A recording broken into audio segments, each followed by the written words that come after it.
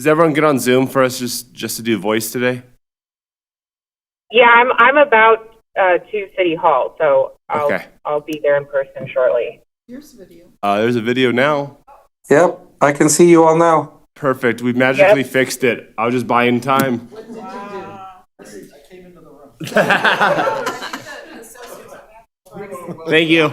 That's what it's all you need is IT to show up and then poof. Poof. So we have video and the meeting is Good to go. And we will call today's Friday, May 9th, Truckee River Flood Management Authority meeting to order with a roll call. All right. Donald Abbott. Here. Clara Andriola. present. Ed Lawson. Here. Miguel Martinez. Here. Naomi Dewar. Here. Alexis Hill. Here. You have the roll call. Awesome. Thank you. We'll do Pledge of Allegiance. Naomi, will you lead us? Yep. Happy to. Perfect. I pledge allegiance to the flag of the United States of America and to the republic for which it stands, one nation, under God, indivisible, with liberty and justice for all. Thank you so much. No comma. No comma. We will go on to item B, public comment. Mr. Chair, if I may, can I Yes. please read the short statement on call-in You got comment? it, Mr. Walls. Those who wish to make public comment by telephone may do so by calling 1-253-215-8782 and using access code 861-1853-2620. If you are unable to access a meeting with that number, please call Michael Walls at 775-813-1662. Thank you, Mr. Chair. Awesome. Thank you. Do we have any public comment? Not perfect. Then we'll close public comment. Get item C, looking for approval of the agenda for May 9th. Move to approve. We have We skipped public comment. I called for it. Call? I Yeah. thought we had, okay. My mistake, I apologize. Are we good on? Okay. Not trying to take public comment away. Promise. We have a motion and a second. Motion by Ms. Andriola, second by Mr. Lawson. Any comments? Perfect. All in favor, say aye. Aye. Hi. Any opposed? Passes unanimously. Item D, announcements and clippings. Mr. Robeson. Yeah, on our announcements, we had our Green Vibe had a great event on our property recently. It was called I'm not sure exactly what it was called, but there were baby goats and there was a lot of environmental work and there was a lot of fun that people were having.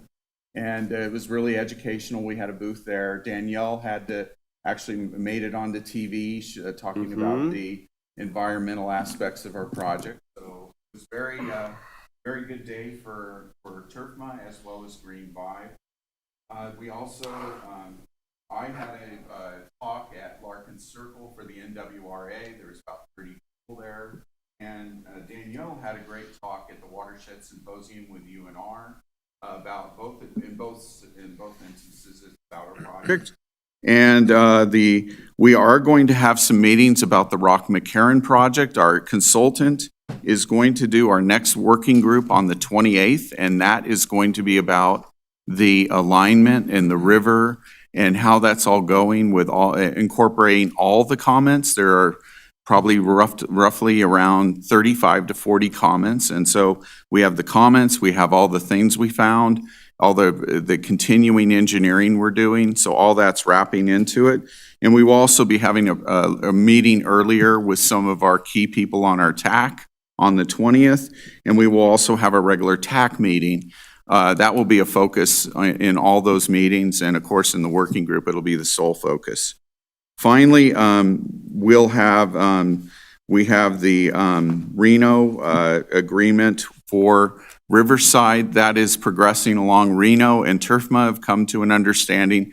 The Conservancy still isn't quite there yet. So we're still working on that to come to agreement so that we can build up that berm area and as well as do a flood wall on the upstream side of Booth Street. So that's still progressing, but we are waiting on the Conservancy. And that's all my announcements. Awesome. Thank you, sir. Any questions or comments for Mr. Robeson? Perfect. Thank you, sir.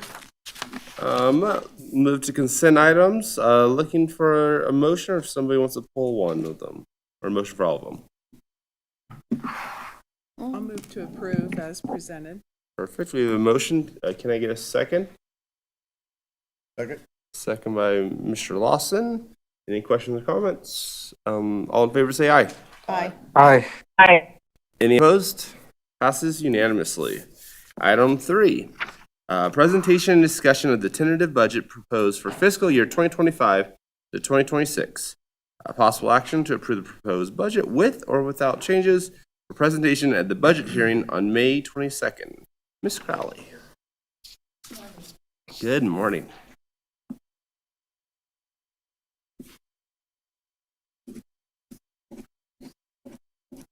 Good morning, members of the board. My name is Deborah Crowley. I'm the Chief Financial Officer of Truckee River Flood Management Authority. I'm here to propose our tentative budget for fiscal year 2026 for your approval. Overall, I will just highlight some of the major changes for the general fund and the capital budget. Marty, if you mind turning on.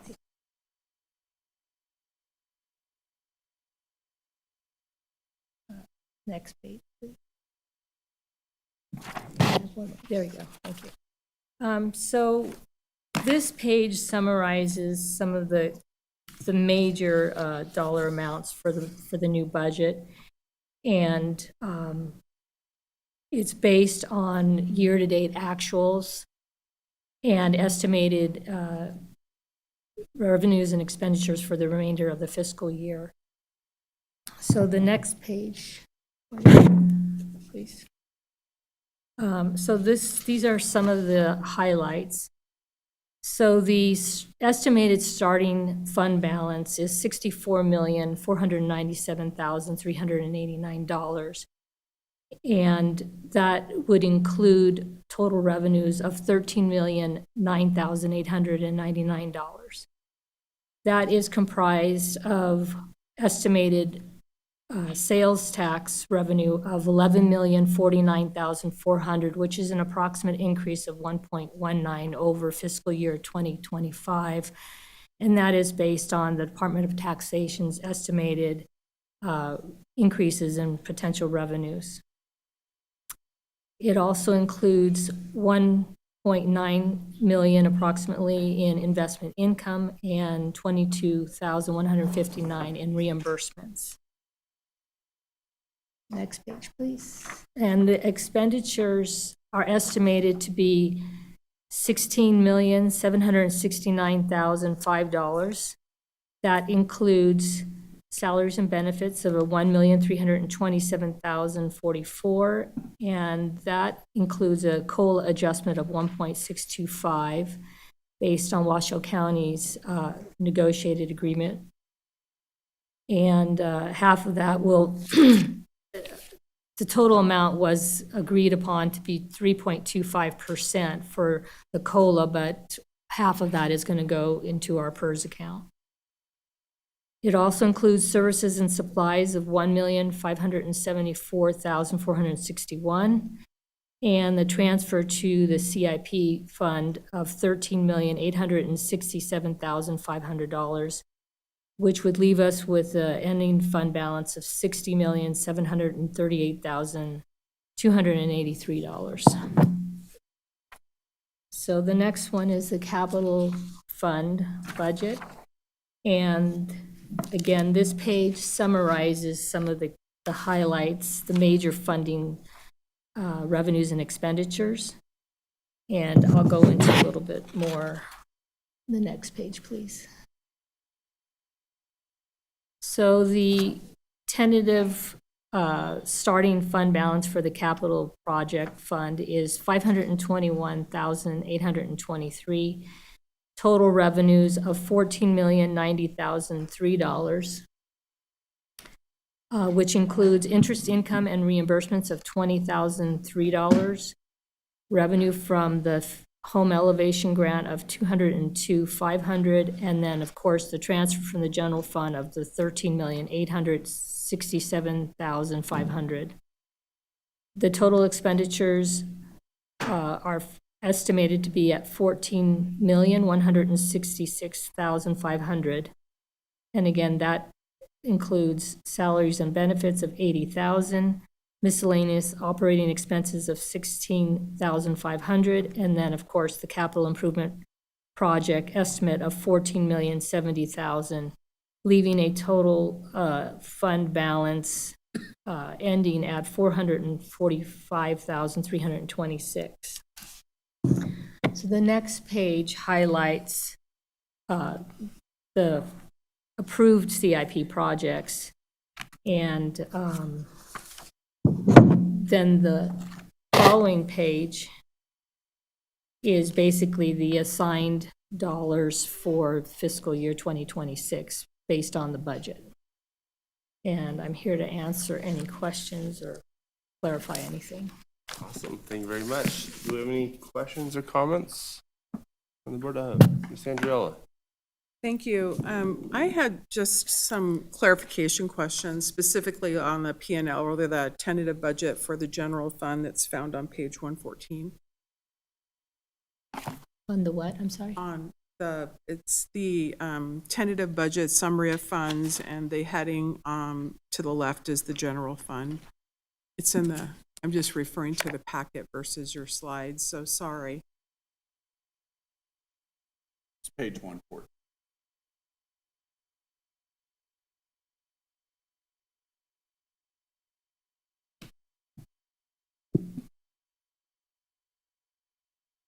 In the meantime, thanks for all your hard work. Oh, you're welcome. And presenting numbers is always such a wonderful, uplifting, informational time, right? For people who like numbers. So thank you. I like numbers. So it's exciting. They're a mouthful, that's for sure.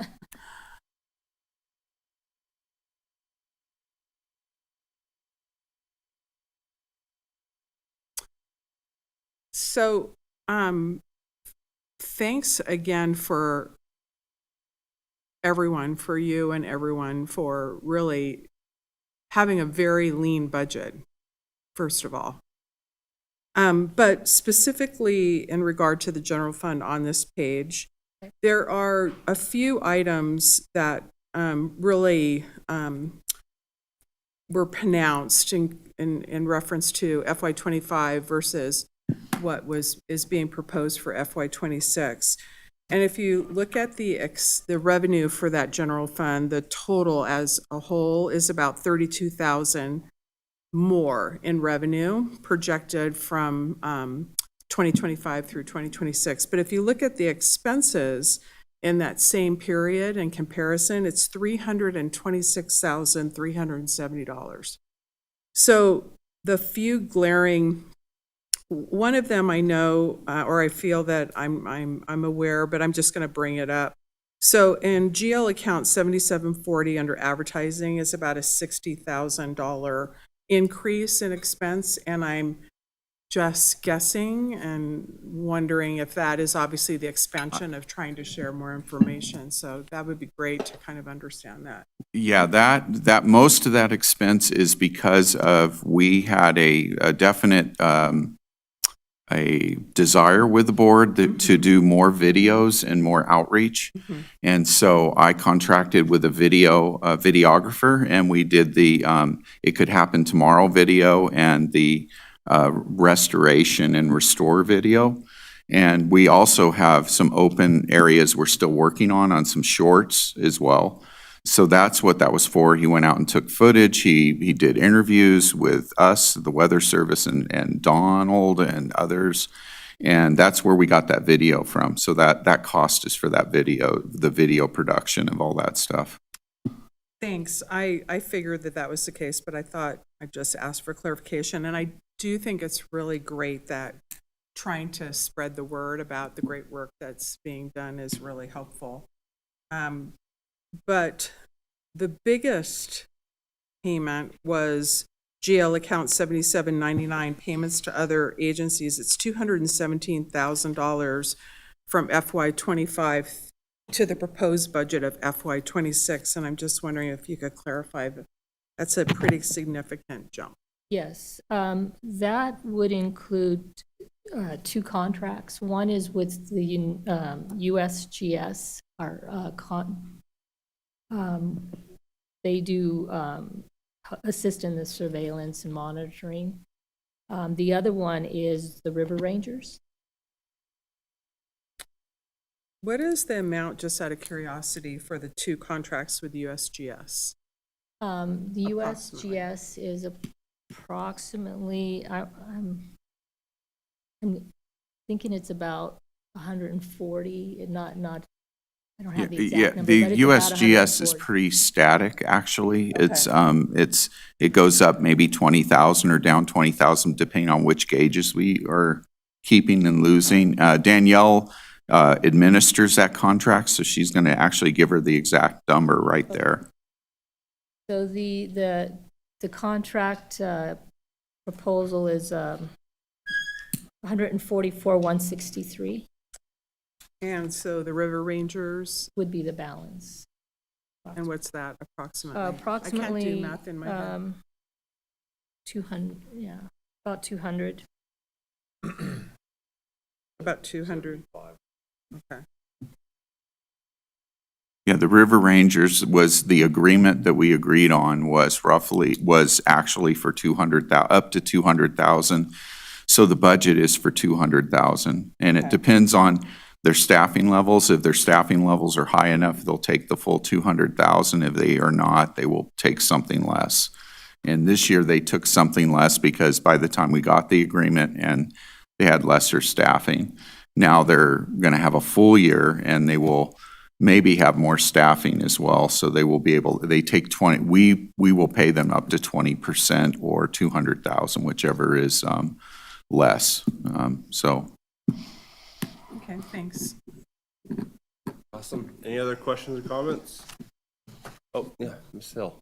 Thank you. And Mr. Robeson, can you clarify on the other CIP projects? Because this is obviously getting us ready for the next fiscal year of spending, and that's 9.2 million. And I'm just curious if you could just go over what those If in you, particular would be. I beg of your patience, because in the strategic plan, that's all I'm going to be talking about pretty much. Okay. I That will is just- wonderful. I will just summarize. There's a list of CIP projects in the PowerPoint also. Those are the ones that were approved. By the so- board. Yes. Yeah. Do you know what page of the packet? It's Go to in- 113, there's a breakdown, like the capital project one. on Maybe the- one above where Alexis, or Clara just had us. No, but it says other CIP projects. Right. And it's Oh, I not see. listed. And I understand it's in, So I'm just to. it's so hard because it's like, Just to give you a kind of a wet your whistle kind of thing yeah, on let's it. do that. Um, Thank you. Well, Mr. Chair, perhaps we could just Open open that them item both. together so we could discuss both together. That would be nice for me. 'cause I was going to bring up the same issue, that I was unclear what was included in the capital budget, and we had to kind of go to two different items. That'd be great.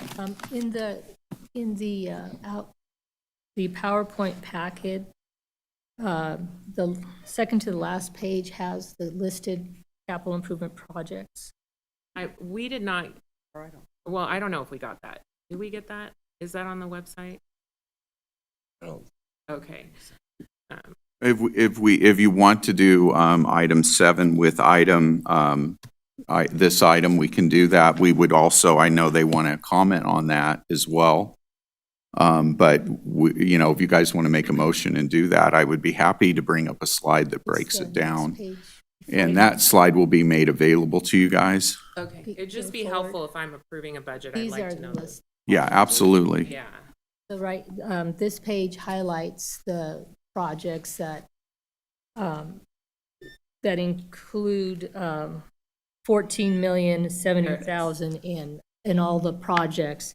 The 9,280,000 that you see on the summary page, those are the balance after, I just highlighted the Wadsworth Bridge and a couple of Vista Narrows, and so that's just the balance. So if you were to add up all those projects, it would amount to the $14,070,000. So when it says other projects, what? There's, on the summary page, there is 200,000 in projects that have to do with environmental surveys, and then there's approximately 2,500,000. All these that are listed below, including the 9,280,000, all those add up to the CIP projects. I just separated them out on the budget to kind of identify the nature of the projects. But in total, there's 14,070,000, which are the projects highlighted on this page. But, I mean, if I may, Mr. Chair. Yeah, go for it. I think the point, though, is on page 115, where you have these listed, you have this line item called Other Capital Projects, and it totals $9.2 million, but they're not separated out. And I think we're just trying to get some clarity. Most of the other items are, you only have two other items that are over $1 million. One is hydrologic modeling, I think it is. No, engineered preliminary design. And the other one is 1.8 million for Wadsworth Bridge. So to lump $9 million, we're just, it's not very clear in the budget document what we're talking about. So I think That slide right there, Director Dorr, actually breaks it all down to each this is project. everything that's in the other. Yes. That is in her PowerPoint, and it's also in my PowerPoint. Right, but what I'm and- saying is, there, on there, the preliminary design engineering, 2.5 million, that's not on this slide, right? So the 2,500,000 is basically the Vista Narrows project. Vista Narrows, okay. And And then- the 1.8 Wadsworth One- Bridge. Yes, And all I'm asking, the slide you're showing here, I can't see it that well, but Vista Narrows is on this slide. So what I'm trying to get at, so if you. That is the 14 million. I got you. It's not the 9 million, It's it's the all of them. 14. Yeah, that's it's all I of them. asked, was this Yeah. is all of the projects. And if we take out the Vista Narrows and the Wadsworth, oh, thank you. And the Wadsworth, the balance would equal up to the 9.2 million, right? Okay, so all we're saying is that I think what I'm trying to get to what Ms. Hill was talking about and Ms. Andriola was that we didn't have them broke out until this other slide, which is not in this packet right here that we're being asked to. Well, in the future, I could break them out. You know, I could add a summary page to Or it. add, which yeah, would attach, break it listing out all the projects. Yes, I can do Okay. that. I did it on the PowerPoint, but it's not on the summary page. Right, so it was hard just reading this before we got here today to know what those were. And then we're being directed to look at a different item, item 7, right? And maybe there's a list over there. So that's all, we were just trying to get ourselves clear. I understand, sure. Perfect. Any other questions, comments? I know we never opened 7. I think we're good to go. I think it's back to Ms. Hill, because I think, did you have now a question on? No, I have clarity, and I made the mayor do fast math for me, and it all adds up to 14. So I just wanted to make sure that I had clarity of the project we were doing, because essentially this, we all know, this is mapping out our next year, which is super exciting. We are actually going to be breaking ground on like a ton of projects, like 5 projects in parallel. So I just wanted to be clear on what those were. So I am clear now. Thank you. Yeah, would you mind showing that again, just the list? Okay, Yes. Any questions, Stuart? I think I do.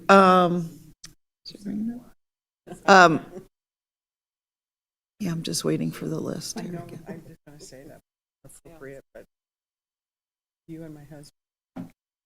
Did we lose it? Oh, we have it. Okay. Yep. Could you just blow it up again like you did? So let me ask George, is there, this is obviously a lot of projects. So are you thinking we're doing whatever, eight or nine projects here this year that we're Okay, gonna? let me just go down this list for you and see if this answers your question. FEMA home improvement, there is somebody that's interested in raising their house. Perfect. We have worked with them. Much of that money will actually be deferred back to us through a FEMA grant that is still viable, unlike other FEMA grants. Right. Okay. The second one, Vista Narrows project design, that comes when we get a green light from the permitting. We go to final design and then bid documents, so we can take it out for bid for the next fiscal year, not this fiscal year. The Riverside Drive, the 1 million this year, it will probably be more because we've gotten higher estimates recently. But that is for the berm along Riverside Drive, the trail there to raise that up. Right. Airport berm design, Glendale to Rock. Once we get that green light on the permit, I've been talking with the airport quite a bit, and we are talking about putting out a statement of quals for design of the airport berm, as well as the Tumwa levee design. Same sort of thing. I've been talking to the Tumwa people about that, their engineering staff. So those two are both designs. The Rockton McCarran Terracing Stream Restoration and Levees project is the ongoing project that we are working on. There is some money there for not only the design, but also for some of the permitting that will go ahead later in this fiscal year, and some of the further design. And on top of that, that particular design is, that does take a lot of money because it is there's a lot going on there with terracing and two different major, not flood walls, but levees. Then there's the levee and flood wall McCarran to Vista North Bank project. That is also a design. We are trying to get out in front of this so that we can get a decent cost estimate and learn if we want to break that project up like into 2 or 3 projects, because some parts of the levee are better than others along that length. And then finally, the Wadsworth Footbridge. That one will also end up being more because we got recent information on steel prices, but in the CIP, it was 1.8 million, but now it's more like 2.4 million because steel has gone up quite a bit. And so when we got the bids, they came out $600,000 higher at the minimum. So that is all the projects listed out. Does that clarify what we're up to? We're up to a lot of activity here. Right. And there's actually things that aren't even on this list that people are approaching me about that I don't really, we're not agendized to talk about, but there is a lot of activity going on here. Yeah, I think it's very useful that people know what we're doing, and just putting stuff in this is very helpful to go through each project and tell what we're planning to do. It's where we spend most of our money. Yeah, and I just kind of pre-did item 7 a little bit, but that's okay. I mean, I'll have a slide on it and actually talk about those different things. Gotcha. Ms. Hill, you got something? So specifically, and I think, have we opened item 7, Mr. Chairman? No. So when talking to constituents about flood, a project that is actually like happening on the ground, because it sounds like the rest of these are design, is the bridge. So everything, and the home improvement. Yes. Everything else is design this year. No, Okay. Riverside Drive is also and on the Riverside. ground. So 3 projects are actually like hitting the ground. And then for some reason, I need to go back to old documents, but I thought Vista Narrows would be breaking ground this year, but it's not. That is next because fiscal year. that is very true in past Okay. documents. It was supposed to be this fiscal year, Right. but because our permitting, we just got deauthorized in January, and really our permitting didn't start until that happened. Honestly, they wouldn't even engage with us until then. So maybe we can talk about that more with item 7. Sorry, Mr. Chair. I was just, 3 projects on the ground, and the rest are in design. Got it. Thank you. Perfect. Any other questions, comments? Item 3? I'll just make a comment. I think it would be helpful, just based on wrestling with, clarification, that maybe we could have a supplemental document to this, and then also what projects to the point of going to be executed versus design. I think it would be helpful, because I was wondering the same thing, because I thought I remembered a few things. So it's always helpful. Sure. And I think it would be, I know when you're presenting financials, it's, pages and pages, and trying to, collapse it versus expand it is always hard, but even having a summary sheet behind with, just some additional clarification, it might be helpful. If you feel that would be appropriate. Yeah, and that, I think, is why we do the strategic plan, because that really focuses on our capital fund projects, and especially the Truckee Meadows flood project, and which is the majority of money being spent there in that list. That's the whole idea behind the strategic plan and the CIP process. And, we probably should carry our CIP detailing into our budget as well when we're presenting the budget, even though we did it a couple of months ago. And one of the problems is that normally you get the CIP 1 month, and then the very next month you get the budget to review. But that meeting got canceled, so that caused a problem in that you had to wait a couple of months, and now a lot of the things that we talked about in the CIP are kind of in the rearview mirror with all the other meetings you guys have. So we probably should have anticipated that and put more detailing in here. No, I appreciate it. I think we all do, but you just made the point. There's, some time lags and things happen, and then there might even be some things that are happening just really recently based on, your hard work. So I think having it in the packet, looking at timelines, and then, having that. And if the strategic plan, like item 7, for instance, is, a major part of the tie-in, maybe one could go before the other, just so that we're being very respectful of everyone's time and talent. I do have a follow-up. Well, thank you, Ms. Andriola, because was going to be my comment, that usually what you want to do, I think, is have that strategic planning conversation before we actually have the budget, wherever it is in the process. But some people do it in the fall before they start in the budget in January. Traditionally, it had been done here like January, February, before we got in the budget in March. But regardless, I think that'd be a good process improvement for possibly next year. But one thing I think would be good to keep us ever present on what you're really focusing on is once a budget gets approved, maybe this slide could be retitled with its year, FY 25-26 capital project. Can you scroll up, Marty? And maybe it could be in the packet so that we just keep it in front of ourselves. We know everything we're working on, because there are a lot of projects. Anyway, I'm just suggesting once it gets approved, retitle it, put it in your packet for every month, and then it can stay fresh with us. This is just a thought. Okay. Any other questions, comments from anyone? Mr. Chair, Yeah, go for it, Mr. Martinez. thank you so much, and I appreciate it, and thank you for the presentation on that. I think just tying it all in on my end, I will say that I had a lot of the same questions that the other directors had.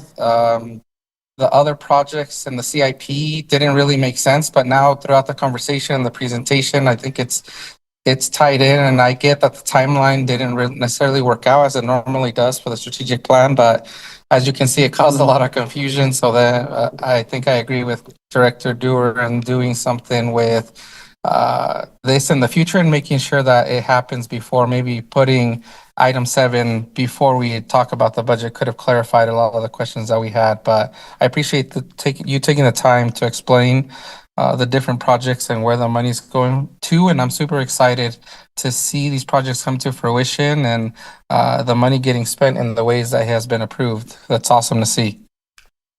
Thank you, sir. Any other questions, comments? No? Okay, look to me quickly. Just staring at you. Then I think we're looking for a motion to accept. So moved. Second. We have a motion by Director Hill and a second by Director Andriola. All in favor, say aye. Aye. Oh, a public comment. Mm-hmm. Okay, anyone else? Okay, now, perfect. Then now let's vote again. Aye. All in favor, say aye. Aye. Any opposed? Passes unanimously. Item 4, discussion, recommendation, possible action to award a bid and approve the agreement to the lowest responsible bidder for the Turfma Wadsworth Mitigation Project Pedestrian Bridge and Utilities Replacement PWP WA 2025-092. Staff recommends awarding the bid to MKD Construction Inc. Co. in the amount of $2,473,777. This project is for the demolition of the pedestrian bridge in Wadsworth, Nevada, and the construction of a new pedestrian bridge at the same location. For possible action, Mr. Robeson. Okay, well, this is a long journey that started in 2020 with trying to figure out what the impacts were, and we had an impact study. This first slide here, this was one of the slides that showed how removing the bridge or making the bridge wider and higher could actually lower the water level and actually improve the situation compared to even current conditions. And without it, it actually was worse with our project. So this is classic mitigation. You see the 3 lines there. The light green line is the key line. That is, if you replace the bridge with a wider, higher bridge, you mitigate the issue because the water levels as you go upstream to downstream are lower, and that's what you want. Without it, that top line is actually worse, and that's what we don't want. We don't want to make things worse on people. So this is classic mitigation, and that's why we did the bridge. So we have done the design, we've gone through, we did an alternative study to look at everything. We looked at flood walls, we looked at levees, we looked at raising the ground, lots of things. And after that study, the bridge was the preferred option and it did mitigate. And so replacing the bridge was the way to go. And so now we're at the point where we got to the full design, we put it out to bid, and then we got 3 bidders that came in on this. And so these were the 3 bidders, the 3 organizations that bid, the 3 companies. MKD was the low bidder by about a little over $100,000. So these were the 3 bids that we got, and they were the apparent low bidder. We did investigation on their qualifications, went through, found that they had done quite a bit of work in the last 5 years on bridges. So we found them to be qualified, and so they are the low bidder. And they're also responsive and responsible. So what we have now is our cost for construction forward. That is a bid, so it's at $2.4 million and some change, $73,777. The cost forward for engineering supervision is roughly going to be about $200,000. It is a time and materials bid, so it could be less. There is slightly more in the budget for that, but I'm estimating it'll be about $200,000. So the schedule forward is, if you vote on this today, we will be working with them to sign the contract bid. Then we will work on a schedule and work plan, which we've already been talking to them about. They will order the bridge. They will demo the bridge next summer. It takes quite a bit of time to build a custom steel bridge. So, we can't get that done by this summer. So they will demo the bridge next summer. They will install the abutments in the summer, and they will install the new bridge in the summer. And their schedule reflects that. They have a schedule in their bid documents that, there's about 2 weeks for each of these things. So it is doable in the summer to replace the bridge. So all I think we can leave it open for some questions and how this will go forward. What will we have a groundbreaking? All these kind of different questions we can ask. And I'll just leave it open for questions now because I don't want to take up too much time regurgitating all the stuff we've gone through for the last 5 years on this. Mr. Lawson. George, when we sign the contract, does that lock that price in at that point? Yes, it does, unless there is something that we didn't reveal to them, and that would be a change order. Prices go up by 100% tariffs kick in and the bridge No, they costs now took that $4 into million. consideration. That's Okay. not it. That's what a change order would be like, hey, you didn't tell us the abutment was all messed up over here, and I gotta do more excavation than you said. I'm thinking about ordering steel and all that. Right. Everything's up in the That's air. why it's higher right now. They're anticipating the worst there when their bids. Mr. Yeah, just a quick question, George. I was a little confused. You said it won't get done this summer, but then you said something about building it in the summer. So which summer? Summer of '26, Next summer. yes. Okay. Thank you. Ms. Hill? Thank you, and I want to commend Mayor Lawson because you really led this project, and I think it's going to be. Okay. Both? Sparks led this. I'm so sorry. Both of you really led this project and saw that there was a need for us to step in and do something beautiful here. And I think that this is going to be a legacy project for the Truckee Meadows Flood Authority, showing that we are a community partner with our community in Wadsworth. So I really do applaud you. On the $200,000 for the engineering, and I'm a laywoman, and so you'll have to tell me what that you said that's depending on time and material. So is that an engineer that we're contracting to manage this, or how does that work? That plus or minus 200,000? Yeah, we would, even if we had our own staff, we'd want to have an engineer that's an expert on bridge building and abutments. And what they're basically going to do is when they create the abutment, they're going to go, hey, did you compact the soil right? Is this concrete the right strength? There's a whole bunch of details that if you don't get those details right, the bridge may fail. So you have to be very careful with that. And so there's testing, there's verification that everything's correct, that the bridge is the right size. Like even though we tell them it's that size, when it comes, they're going to have to double check that and make sure everything's right. So that's where the engineering comes in. They're basically our representative to make sure that this bridge is installed correctly. Okay. I think, there's critiques of American capital projects because we always contract out for services instead of doing it in-house. And so I do appreciate you kind of clarifying that even if we had an engine, well, you are an engineer, obviously, but having another engineer on the team wouldn't necessarily save us that cost, because every single piece of the flood project is going to have a particular expertise. And so we're going to have to sadly pay for that. Not sadly, I mean, we also are part of the economy and the community. But anyway, I just wanted clarification on that. So thank you. Yeah, and one of the problems for us, like trying to build staff, is how often do we need a bridge expert? Right. And so you have a bridge expert on staff and they're frustrated, right? And so, or a levee expert or whatever. So that's why we do a lot of contracting this way, is because the work is very intermittent. And so you want to bring in people when they're needed and try to keep your staff leaner so that we're not eating up a bunch of staff time. So that's been the strategy since before I got here. I mean, my predecessor was big on that as well. Awesome. Any other questions or comments on item 4?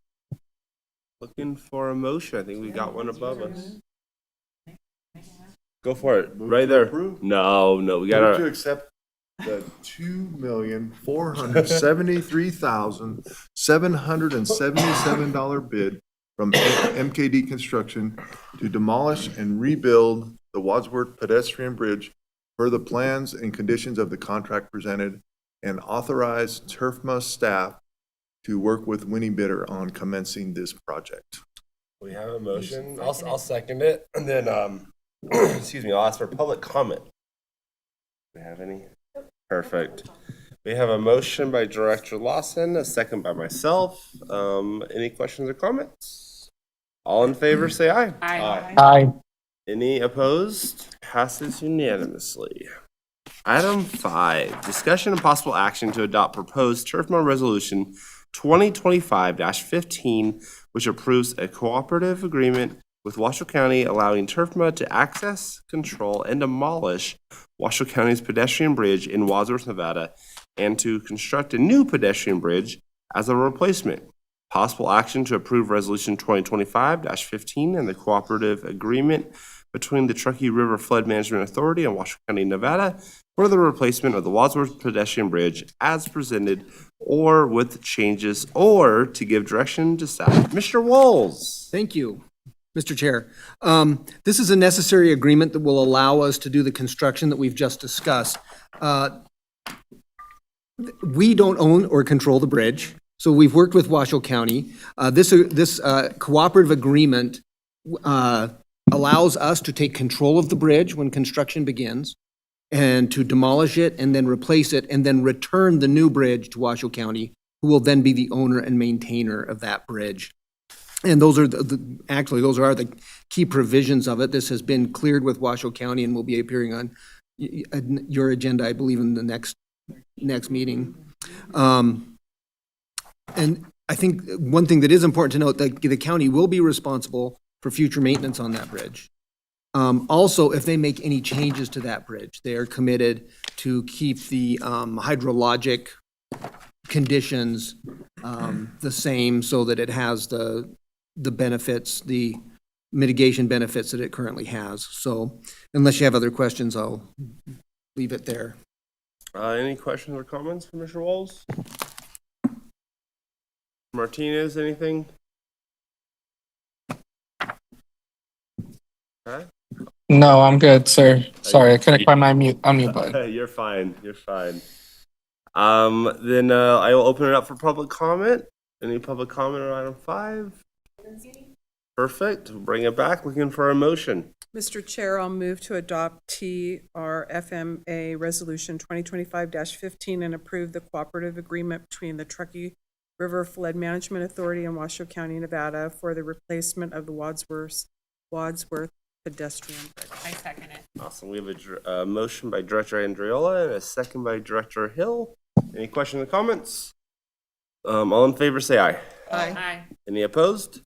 Passes unanimously. Item 6, discussion and possible action to approve TURFMA Resolution 2025-16, adopting the 2025, Regional Multi-Hazard Mitigation Project, or Mitigation Plan. Possible action to adopt Resolution 2025-16 and approve the 2025 Regional Multi-Hazard Mitigation Plan with or without changes, or to provide direction to staff. Ms. Henderson, and thank you. You're welcome.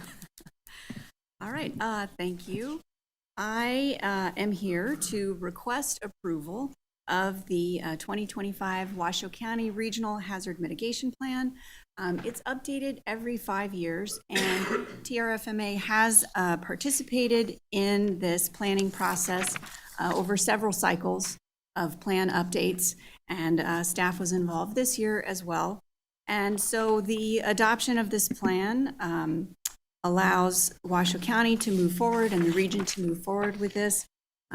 We have included all of the elements of the flood project in this plan as mitigation items for the hazard of flooding, which is a high hazard in our region. And so, it allows us to be a part of this regional effort and also apply for funding, partnerships, those sorts of things as they become available. So I do have a resolution here that's part of your packet. And if you would like to, you can move to approve the resolution and adopt the plan.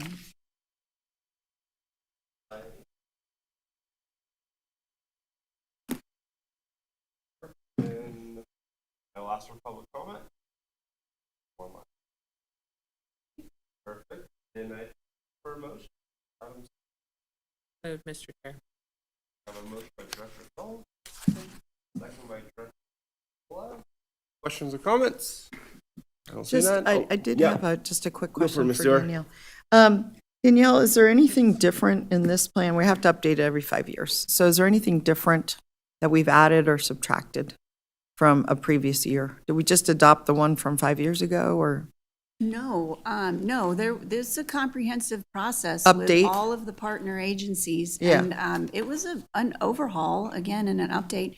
There's an entire section on flooding and our project elements, as well as elements and mitigation for closed basin flooding, which is something that, as you know, our agency doesn't address. So when I was participating in this process, I went through all of the old text and also made sure that everything was updated with the elements and parts of the flood project that we're working on now. Yeah. So, because it was 5 years ago that the last update was done. Right. So, yeah. So going forward, not that this will come up again until 5 years from now, but I think it's good when, we just did this at City of Reno, so every 3 to 5 years, we adopt an updated electrical code. And what we had our staff do was just highlight for us the major changes on a kind of a summary memo, so that, you know, we're never going to dive into the whole electrical code and the whole construction code and the plumbing code. But it was very helpful to really identify what the key things that were changing. And it's just something you might want to think about for something like this. It could be a different plan or a different thing, but I think it would be helpful for us to just follow it. I don't know that most of us are going to go to this link and check out the new plan. It's larger, you know what I mean? Like, so that's just a suggestion, Mr. Chair Sounds good. and Mr. Director. Yeah, and by the way, I think Reno and the county and Sparks all have to adopt this plan as well. So Yeah. you'll be seeing this At our probably at jurisdictions. multiple venues. I think Tumwa may have to adopt it, you know, so there'll be a lot of different people adopting this. Well, I'm going to ask them all the same thing. Okay. Any other questions or comments? Perfect. We have a motion. We have a second. I asked for public comment. Not seeing any other questions? Yep. All in favor say aye. Aye. Any opposed? Passes unanimously. Item 7, presentation and discussion of the strategic plan for the design and construction of the Turfma Flood Control Project, including discussion of the timeline and cash flow for construction of the project. Mr. Robeson. Yeah, before I get, didn't we, when would we do comment on this? After? Okay. Just want to make sure that they, you know, they're here for comment, and I don't want to have them skipped over. Okay, so just to begin this, I want to lay out why we're doing a strategic plan and what a strategic plan is. And just as an introductory comment, if you go down our cash flow projections, which will be a slide later in this, for instance, this year, this fiscal, we have a little over 3 million in general fund expenses. Our capital fund expense is 14 million. Of that 14 million, the vast majority of that goes to the Truckee Meadows flood projects. Then the next year, we have 3 million, a little over 3 million, but 31 million goes to capital. In 27-28, we have a little over 3 million in general again, but then 69 million goes to capital. In 28-29, we have 3 million, but 53 million goes to capital. 29-30, 3 million, 3.3 million, but 23.3 million to capital. The point of this is, and by the way, that's on page 317 if you're interested. But the point of this is most of our budget is going to capital projects and to building the flood project and different elements of flood improvement and flood mitigation. So it's very important that we have, especially now that we've decoupled officially from the Army Corps of Engineers, that we have some ability to talk about these things and have this kind of sitting here all the time as a living document so that we kind of know what we're up to. So that, I just wanted to say that as an introductory statement about the scope of this and how important this is. Could you, yeah, thanks. So this comes to the next slide. What is a strategic plan? So a lot of people like that term and they use it for lots of different things. strategic plan on cooking their dinner for company, et cetera, et cetera. But for us, what we're defining this is, it is a blueprint for the overall project, timing, components, and funding. It allows us to understand the big picture, and it allows us to understand the flow of planned outlays over a bigger budgeting horizon. So for like the entire project for 5, 6, 7 years, and to understand sources of income and the use and degree of upcoming expenses. Financing begins to come into that, so you start to see, okay, when exactly do I need financing? And as we improve the plan, we'll bring in more and more financing elements and bringing that into the cash flow. So the idea is we want to understand how this is all going to work. And we really didn't have this because we did do this when we were doing the needs committee. We had some of this kind of material. But since then, we really haven't done this. And in the past, we were more depending on the Corps to help us with all that. And so we don't have that resource anymore. Next slide, because this doesn't seem to be working. So what is the role of TRFA's strategic plan? So over the last several years, TRFMA has updated many aspects of the project, such as design updates, downstream mitigation, timing of the different projects and impacts. And we've done this through staff reports. So they're very here and there and hodgepodge, and we do it during the CIP. And, you know, you have to kind of go everywhere to kind of find this all put together. You'd have to go to 8 staff reports or something, and then you have to mash them together. So what we're trying to do is put this together in a coherent form so that we can start to go, okay, this is what our plan is. And so if, for instance, any board member wants to know, or anybody in the community wants to know, or our key stakeholders want to know, we can give them this plan. And as it improves, I think it gives us the ability to communicate exactly what we're doing. And like I said, it's the vast majority of our budget, and the general fund budget is largely, set in place, and it's salaries and things like that.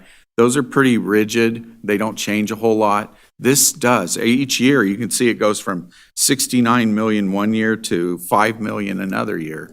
So it is very dynamic, and it's a lot of money. So that's one of the role of the strategic plan, is to lay this out so that we can understand it. And maybe people look at it and they go, I don't really like it that you're like throwing down 70 million all in one year. How are you going to manage all those people? Do you even have enough staff for that? You could be asking those kind of questions of me, and I'm sure you will, actually. And so it gives you a venue and a way to like look at this and go, yeah, I see some things that maybe you guys should be looking at. And maybe you are looking at, but we want to talk about them. So next slide, please. So why the Meadows project was chosen. Now that's part of the strategic plan, is to talk about the rationale. And a lot of that comes down to when we talk about infrastructure projects, the reason we do projects is a lot of times we look at benefit cost ratio, in which, are you above 1? Are you above 2? What is your level? So the issue here is, if you look at that area from where the Reno Sparks Indian Tribe levee is, all the way downstream to Vista, about 75 to 80% of the damage is there. And so that is where the most improvement can be done by doing a project. And so you get the most bang for your buck there. And so, you're talking about things like, let's see if we have that on the next slide. Nope, that's not it yet. Let's skip one. I want to talk about this right up. Yeah, right here. So when you look at this thing, everything in green is being taken out. And this UNR study, out of that 2.5 million, roughly about, or 2 billion, roughly about 1.9 to 2 billion in 2018 dollars was just this zone in green. So if we do the project, everything in green comes out. And that means billions of dollars in economic loss will be averted. That means hundreds or thousands of people will not lose their jobs, companies will not go out of business, tax revenue will not take a gut punch like they did in 97 and 2005. So this is the key thing, is having the ability to take all that out is what's really important here. So can you go back and we'll go back in order here. But that is why we're doing that. This is the next one. So yeah, next slide, I'm sorry. So the components of it, first of all, we've talked about this over and over again. It goes from the freeway, I-580 bridge, all the way down past Vista into the canyon there a bit and opens that up. So I don't want to kind of rehash that, but just to say that the plan has that. I don't want to rehash that. So yeah. So let's next slide. Okay, so then there's the rationale for the project, including analyses like cost-benefit ratio. Next slide. And there's where we get this thing, and I already kind of crushed that. But there's also this. This is where, in the past, they did spend a lot of money doing cost-benefit analysis, the Corps did, as well as a consultant did it for us. But these were based on the NED plan or other plans. And so what I did back in 2021 is I took the NED plan, modified it to New Meadows, and tried to estimate all the cost, apples to apples. And so what I found out is that the NED plan, because of the NFIP compliance costs, because it floods South Reno, the NED plan it would cost $608 million to build. Whereas the New Meadows plan, this is from first cost, not cost forward, it costs about half that, about $300 million. And the annual cost of this is about $35 million, because you have to look at your financing costs, all the time. So you can see that it's like $34 million a year, which we can't afford in all of that. Then you look at that, and it comes out to a 0.79 cost-benefit ratio. That means that it's not even 1. If something is not 1, you shouldn't be building it unless there's some other benefit you're not calculating, which is possible. Here, from first cost, it's about 1.57. If you look at the idea that if you just do cost forwarding, then it becomes about $200 million, and so the ratio gets higher, over 2. And if you consider that the New Meadows project is more protective than the NED, it's actually, we have higher levies, that it protects for the 100-year and the 117-year, not just the 50-year. Because of that, it is actually more protective, and there has been build out since they did these analyses, so there is more damage. When you put that all together, this thing probably approaches 3 if we redid the analysis for cost forward. And it's not like we can just go back and grab all our costs back. It's not, we're not selling the $48 million that we spent on Rock McCarran. We can't go back and ask our consultants to give back the money that we gave them for all that work they did, or the Corps for that matter. So a lot of those are just lost dollars. So cost forward is, I think, a better way of looking at it. We've done all this with the Corps. Now we've decoupled from the Corps. Cost forward, what's our benefit cost ratio? It's about 3. Next slide, please. So, yes. Could we just pause for that for a moment? Yeah. Is that okay? Could you go back to that slide? I just want to make sure I'm understanding, George. So I look at this and first of all, could you just say what you mean by cost forward? Could you just help us? For instance, the $48 million we spent on Rock McCarran that was in 2010-ish dollars. That money, that is a sunken cost. We've already spent that. Cost forward is like the money we're spending on design, engineering, any kind of, But you don't count easements. what you spent, but you don't count the full cost of the project, you only cost what's still left? or Right, something? that would be the cost from the beginning is what that table is. That is and that's what we're comparing, so we're comparing the Ned to But I New mean, Meadows. let's say, as an example, the Meadows. We bought the land back in the mid-2000s, like 2007. We don't count that cost in a cost forward? I'm just trying to follow what you're trying Right, to say. we don't, because it's already sunken cost. But I mean, that would be like, well, you do an analysis at the last 100,000 and say, well, the project's only costing us $100,000, and we ignore the millions that we spent. I don't really get what the utility of this is. The utility of using cost forward is that once you get to the point of you've already spent a lot of money on something, is it worth it to go ahead and finish this project I or got you. not? So it's just a constant reevaluation of each next dollar? Yeah. Is that what you're saying? Yes. Okay, well, that's interesting, but I mean, like, we had to spend a lot of money to buy the land, and I think that's part of the whole, I'm just, No, I'm not Since you're saying it's using the- not. I'm talking about decision-making today. for the next dollar. Yes. Not the rationale for the whole No, project. and I'm not trying to sweep that under a rug or anything. Like, that is original cost. Yeah. That's, Now, the other question I had is, so maybe, are you saying where it says total 608 and then 299? I got a sense you were saying this was, the New Meadows is some more actual cost. Like, did we change something from the NED of this project to this New Meadows? Like, is there a fundamental change that we've yes, the made? fundamental change is Vista Narrows. The NED did not include Vista Narrows. And so without including Vista Narrows, water floods up into South Reno. So it floods up into like Hidden Valley. It floods up into Mira Loma. It floods around the UNR district.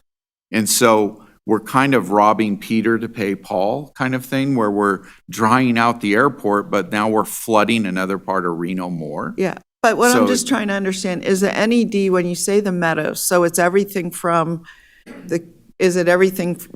where is the Meadows? Is there a line that Vista's outside the Meadows and now Vista's inside the Meadows? Or I want to make sure I No, they understand. did not do the Vista project in the NED plan. I see. They just didn't include It's it. in there. It's just that they don't do anything with Vista except for put flood wall up in the Because NED. it was a 50-year project, is that the No, idea? because they didn't like the idea of putting more water downstream. I see. And so what we did is we said, no, let's put the more water downstream. Let's talk to the tribe about, let's Mitigate. do all the impacts.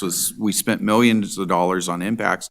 We made an agreement with the tribe. We mitigate any problems we have, like the Wadsworth Bridge is totally mitigation. Sure, but what I'm just trying to get at, George, is I'm just trying to understand for the benefit of the board, us, how it helps us to understand this term, first cost, which is really the next dollar that we spend. No, on some- first cost is from the original.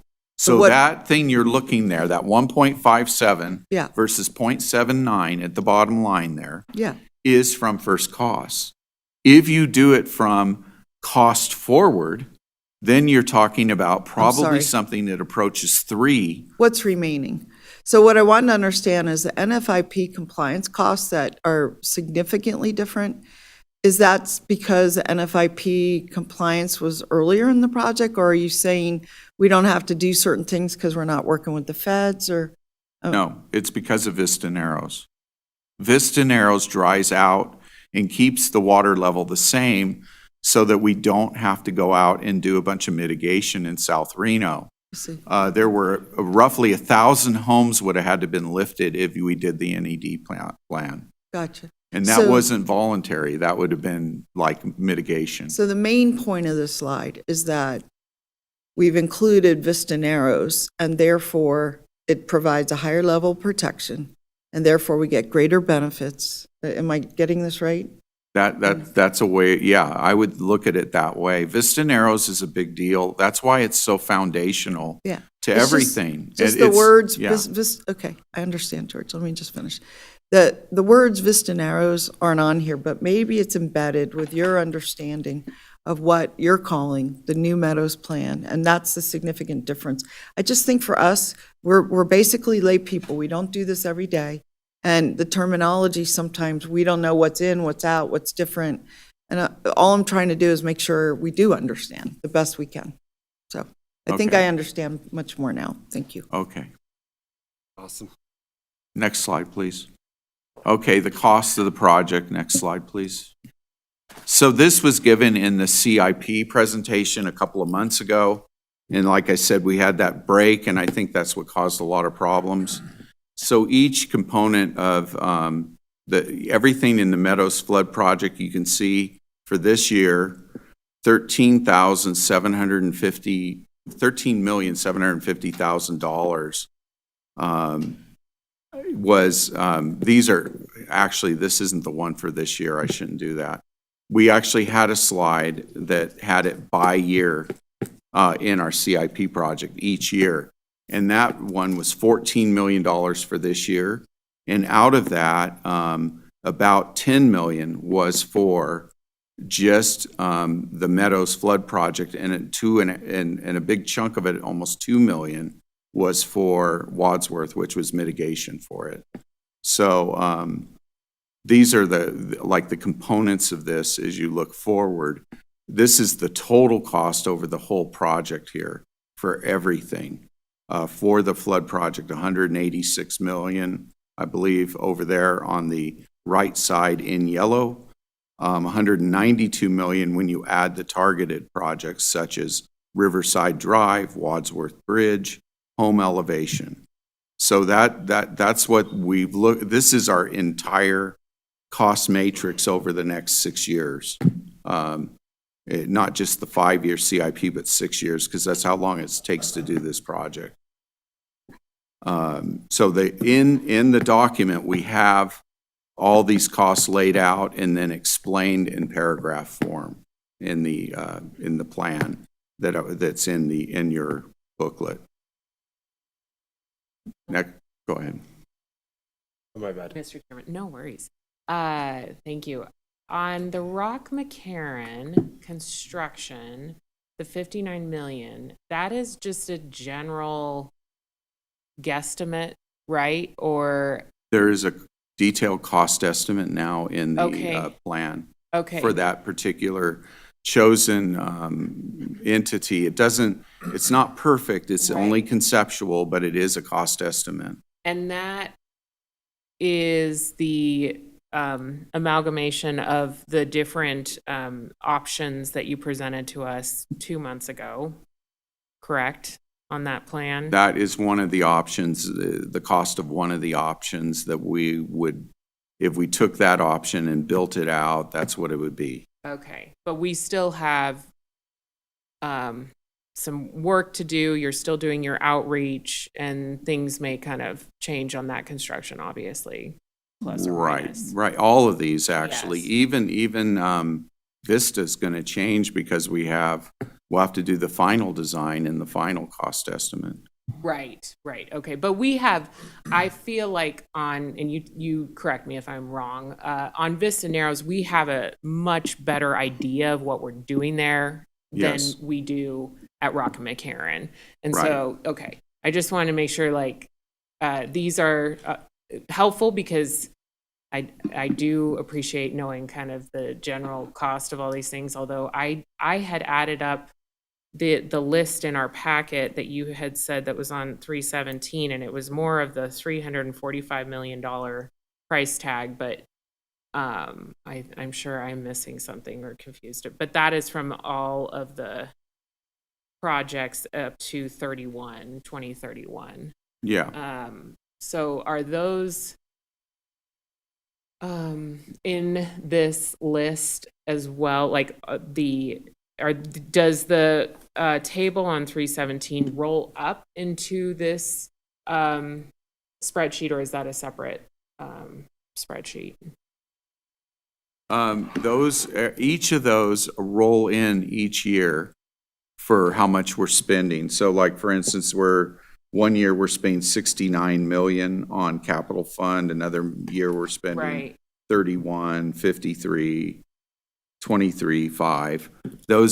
Those come from, there's actually another table that breaks it out by year. Okay, And then that is what goes into that cash flow table. okay, it's just that, and again, I'm not the math person here, it's not the same numbers necessarily on page 317. Do I understand that, George? This is money that will be spent. Yes, This is not money that has been spent. correct. Everything's looking forward here. So these are all expenses forward. Some of these projects have already had money spent. Like, for instance, what you don't see up there is the mitigation fund of Right. 17 million. Sure. You know, because that's already, that But, was oh, spent and that last. 17 million is gonna be in table 317 then? No, that isn't, because this is just cash flow. So Okay, if you add up all these, and, you know, maybe I should do that sometime, at the end of this thing, just add up all the numbers, but 1430, 145, 153, 23, 5, that looks like about 190 million. That would be the capital fund project expense table. right. So, and this is 186, so they're very close, and I'm just estimating in my head real fast. Of course, and I'm not trying to be. So nitpicky. they're really close if they're not the same. Yes, I added up the cash flow projections, and it's 345 million, but I don't know if that is just, which sounded more close to the cost benefit analysis that you were doing previously of the Yeah. project. I think what you added up was the beginning funds table, and if you do that, that's over 300 million. Okay. But that's just the beginning funds each year, and it resets each year. Yeah, depending on what So the we one- end up doing. So the one you want to add up is the expense, Okay. not the first column, but it would be the fourth column. The fourth column. Got it. Thank you for the clarification there. Ms. Dewar? Yeah, I'm also on page 317, which is a little confusing. It says 317 to 316. So, but last page of the book. And it looks like in 1 year, so next year we're fine, but the year after it shows us going in the red. Is that correct? Yeah, that means that we do not have enough money in our cash flow to do that, and we need to finance.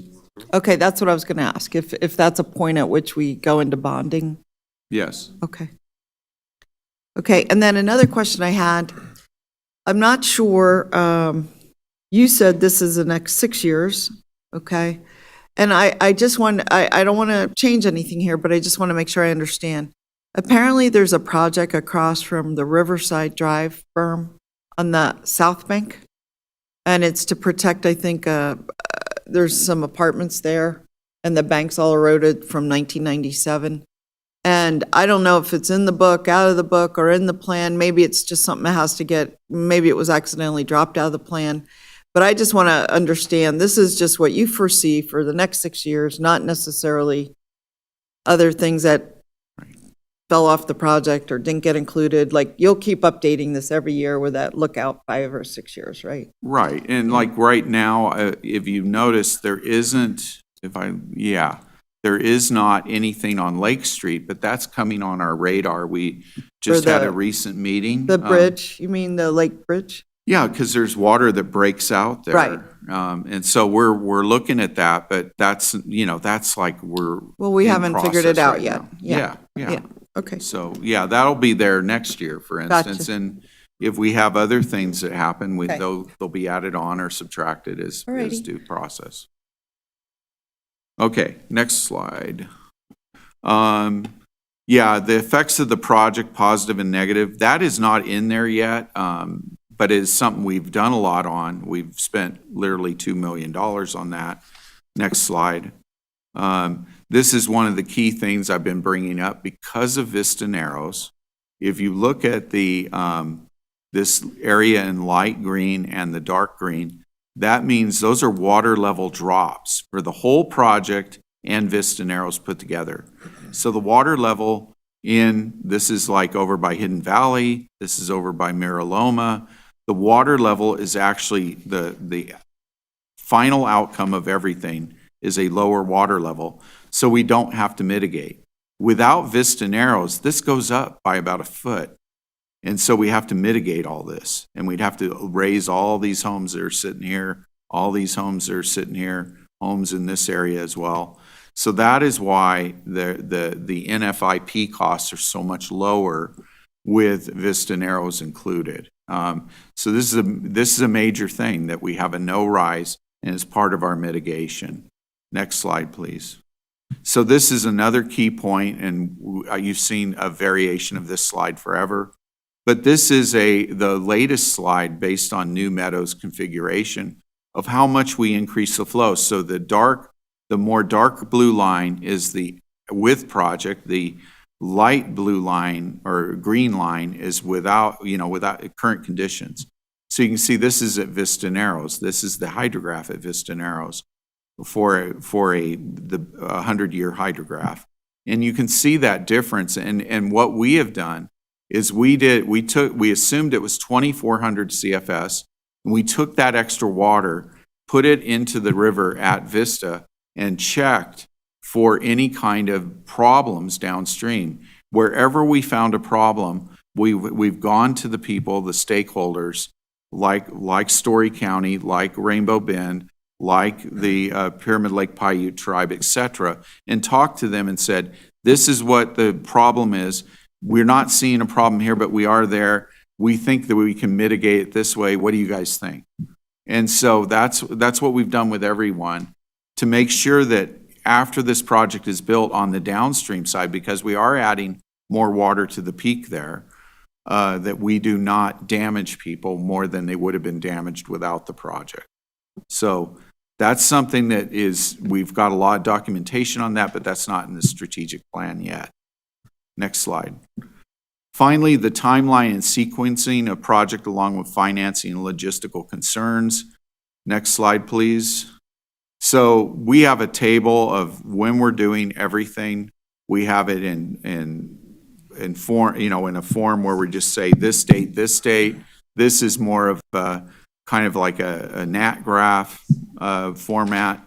Next slide. This is too much. So the key to this, and why I haven't spent too much time on this yet, is I want to get that permit laid out, because once I have the permit, I have a lot of certainty on my timelines that I don't have right now.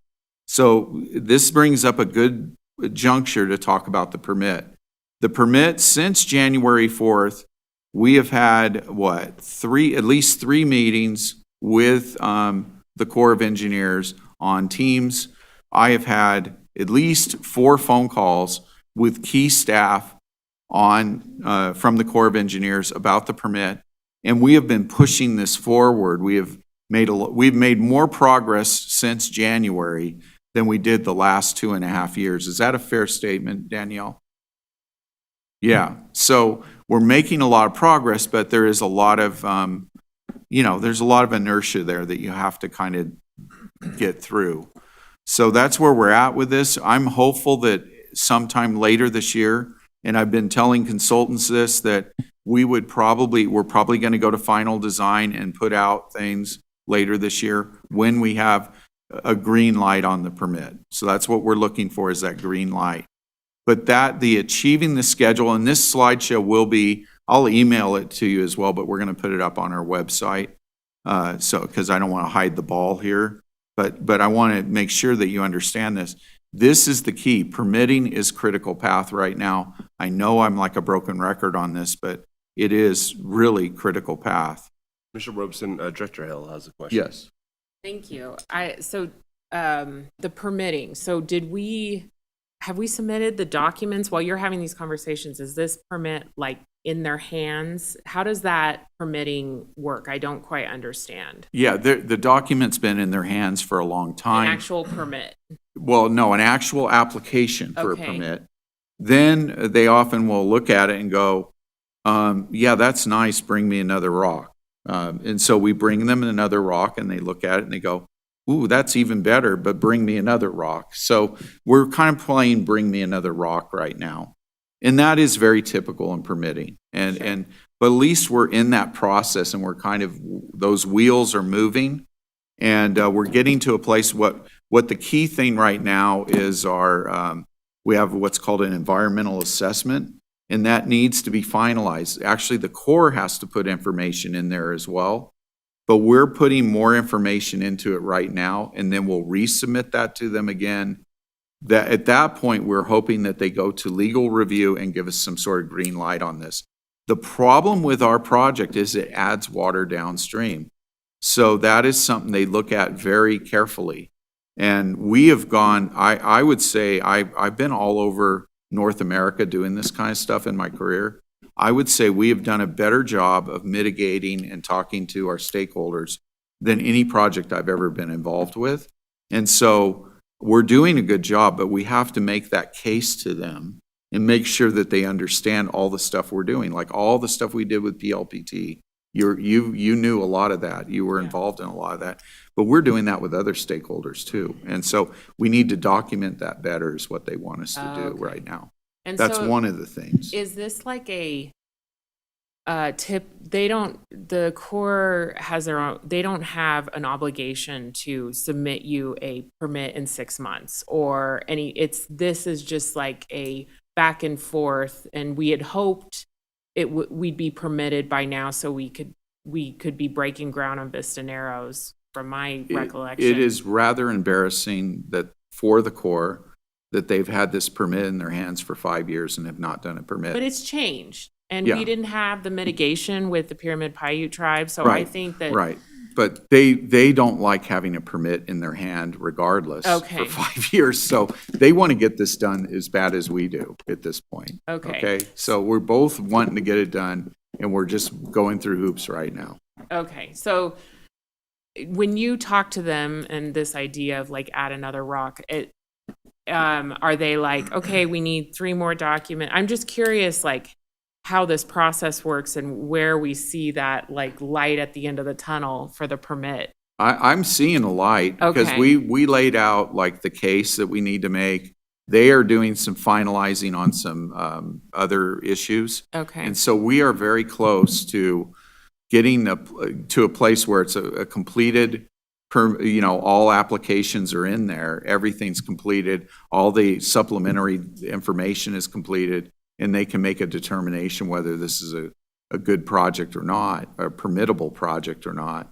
And so that's where we're kind of at. But this has been the number one thing on my chart. I mean, as much as everybody loves to talk about Rock McCarran and all that stuff, this is number one for me. Well, yes, we can't do the project without it, but I just want to make sure they're being responsive to us, and it sounds like they are. Since January, they have been, Okay. yes.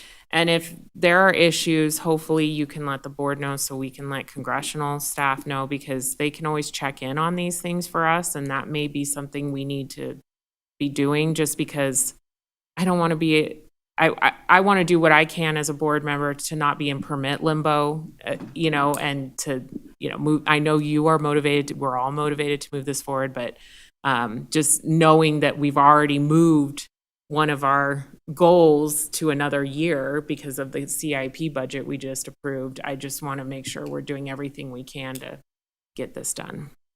Yeah, but that is the key to all of this. And I think I had a very good talk with, I don't want to escalate too much because then they turn it down. So I think we're in a good place right now where we're making a lot of progress. Whereas like before we deauthorized, it was just, like, oh, we'll call you back in 6 months. Right. Like they won't even return phone calls but since deauthorization, they've been very responsive. Okay, well, just keep us posted because obviously we want to do what we can to support this. Okay. Next slide. So these are the different projects, and like I said, I will put this slideshow up and email it to you as well today as a PDF. But just to let you know, everything has a schedule for, look at how long we've been doing design and permitting on this. I mean, on Vista Narrows. It's taken us a long time. We've been on this since 2018. That's when we did the design to get to the permit, even be able to submit a permit. Then we have construction, et cetera. Next slide. This is the Rock to McCarran. This is, we're right in the middle of the design process right now. And this is the schedule for that, you know. So we're making progress on this as well. And we'll be talking about this some more on the 28th at a working group meeting to give the community more opportunity to input into the process. Next slide, please.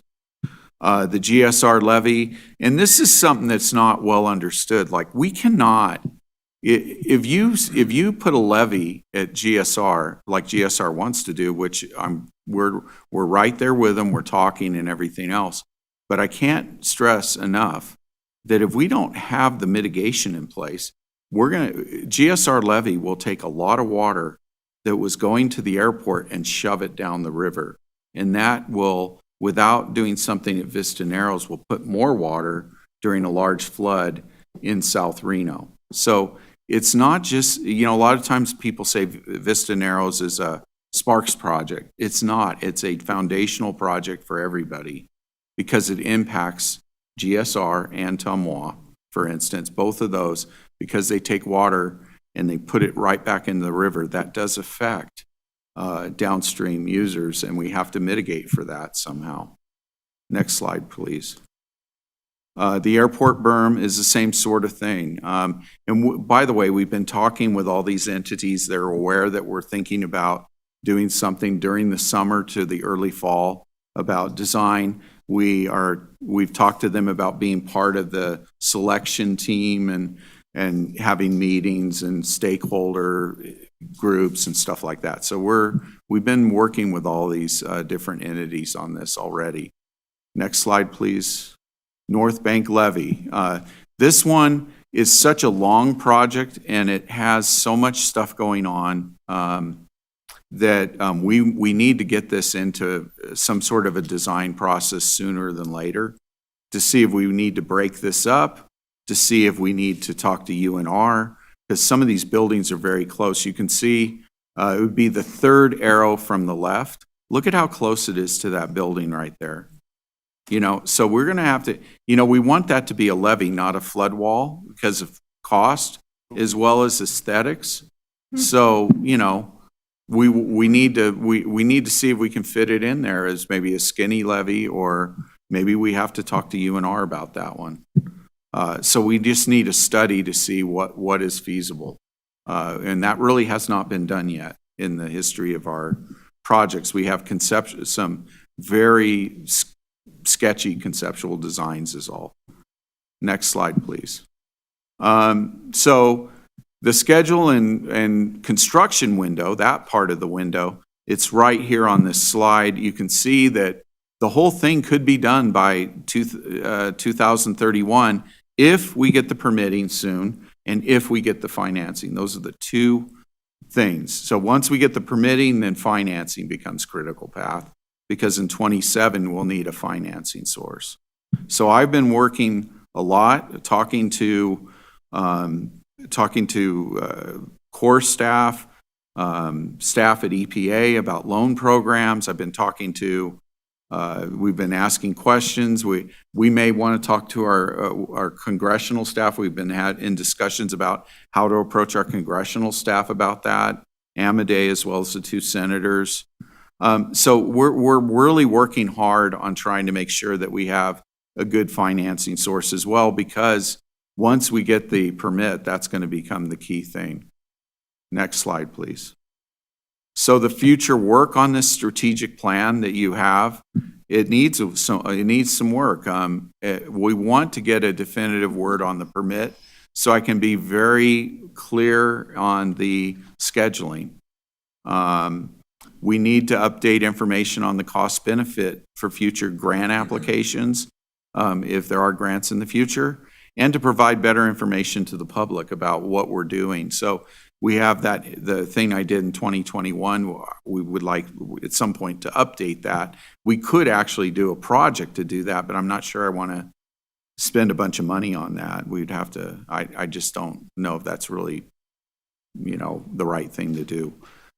From recent results of modeling, we're evaluating the breakout at Lake Street area. We just had a meeting on that a couple of days ago with Reno people.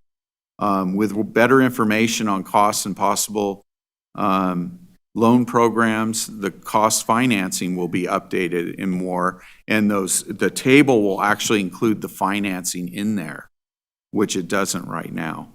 And then we will add in the pertinent mitigation efforts and effects so that it's well understood what we're doing to mitigate as well in the strategic plan. But that's something that's not necessary right now to show in the strategic plan, but something I want to put in there for long term. So with that, I think I just have questions.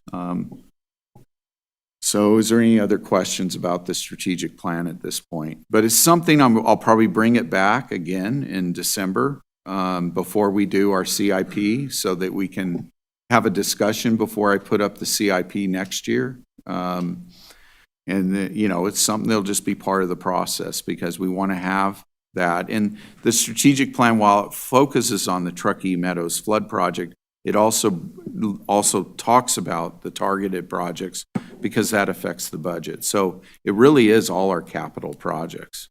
So it's a good way to summarize that. And if you want to know what's going on with that without having to read 500 pages, it's in the 20 to 30 page range. There'll be an executive summary. It'll probably be 3 pages. You can get up to speed really fast with it in the future.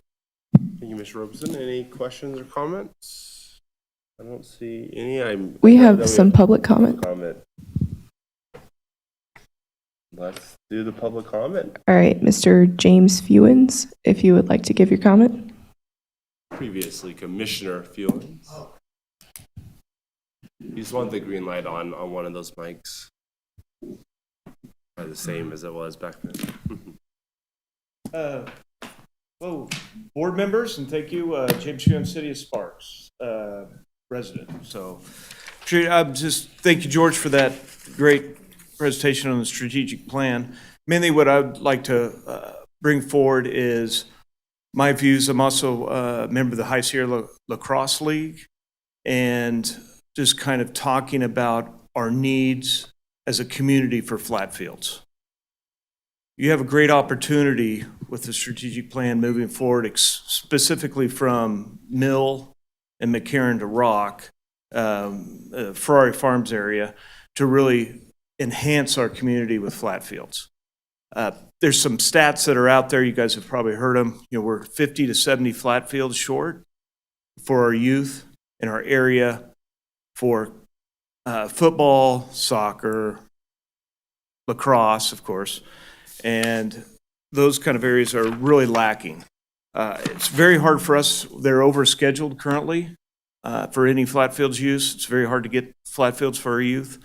I could specifically speak for lacrosse. In the spring, our lacrosse league goes up to Cold Springs, and every Saturday we have a super event. It's a great community event. Hundreds of people come out to Cold Springs up by the middle school, and we play lacrosse, and it's a great community outreach for everybody.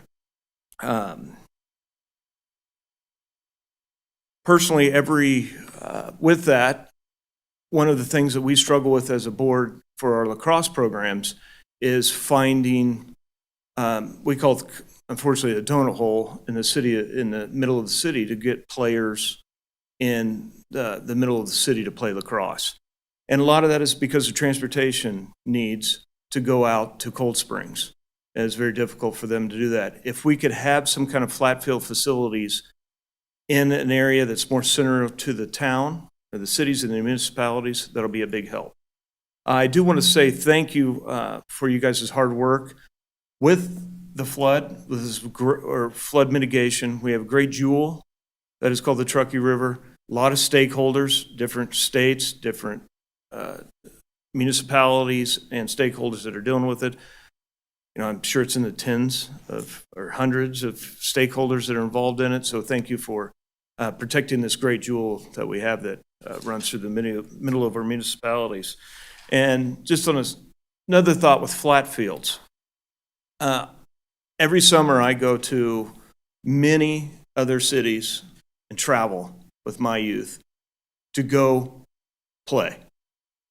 That's a huge economic impact for those cities. Thousands of parents and children go to these events. I have to stay 2 nights in a hotel room. I have to buy 6 meals.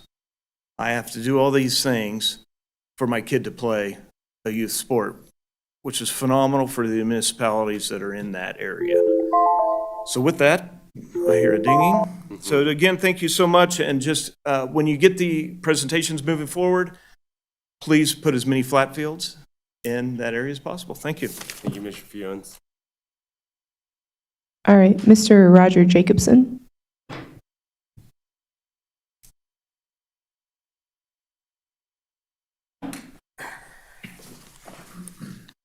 Well, again, as what Jamie said, thank you all for the efforts on this. This is an extremely important activity, and as you also notice, a very expensive activity.